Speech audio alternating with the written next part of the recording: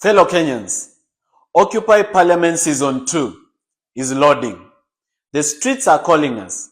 We have a missed call from the streets, and we are not known to reject a call of the streets.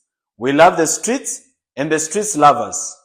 This week on Friday, the public participation hearings for the impeachment of Rigathi Gachagua will be done in various parts of the country. I will be posting to you on my social media pages the location where the public participation will be held. I would like you Kenyans to turn up in large numbers wherever you are in Kenya. And the message is simple. What is good for the head is good for the neck.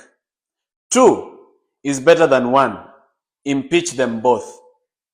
Whatever the Honorable Rigathi Gachagua has done, the Honorable William Ruto or the dishonorable William Ruto has done it twice or thrice or more than 10 times, and there is evidence to that. So why not impeach them both? Why shouldn't we get rid of bad leadership and begin afresh? This is going to be our message at every single place where public participation will be held all over the country.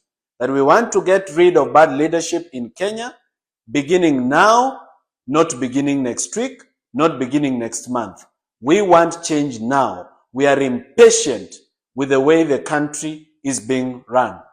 Therefore, Mkenya mwenzangu, hiyo siku, mark it on your calendar, clear your diary, make yourself available so that we turn up in the public participation hearings and we make our voice heard that we want both of these people who are running our country down to be impeached.